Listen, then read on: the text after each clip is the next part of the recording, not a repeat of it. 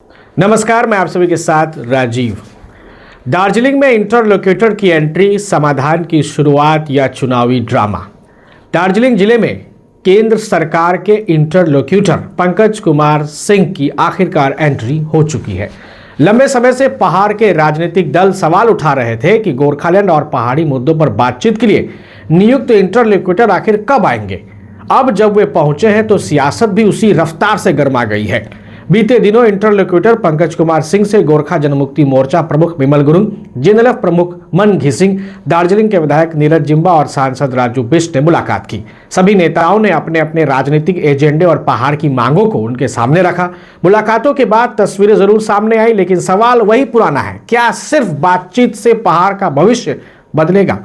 दूसरी ओर इस पूरे घटनाक्रम पर जीटीए प्रमुख अनित थापा ने तीखा हमला बोला है। उन्होंने इंटरलोक्यूटर के आगमन को चुनावी स्टंट करार देते हुए कहा कि यह केंद्र सरकार की ओर से पहाड़ के लोगों को गुमराह करने की कोशिश है।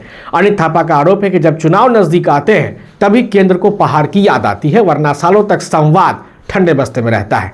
आईजीजीएफ प्रमुख अजय एडवर्ड का रुख भी पूरी तरह सकारात्मक नहीं दिखता है।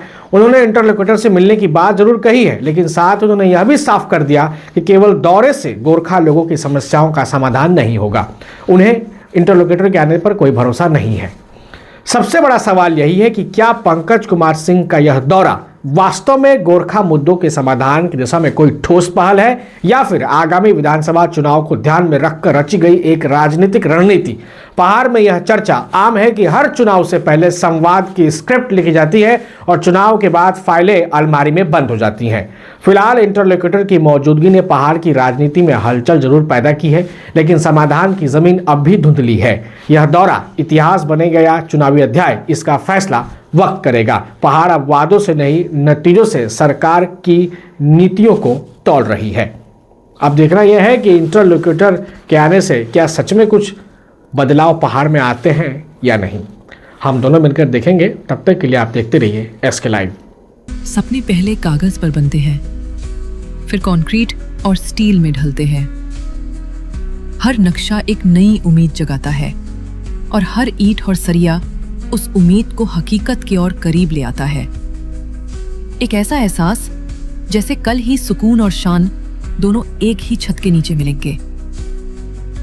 ये बस एक बिल्डिंग नहीं, बल्कि एक कहानी है। Damro proudly announces the Republic Day sale from the 17th to the 27th of January. Get amazing offers on our wide range of furniture. Visit Damro today and get fabulous deals that you wouldn't want to miss. Damro, internationally trusted furniture.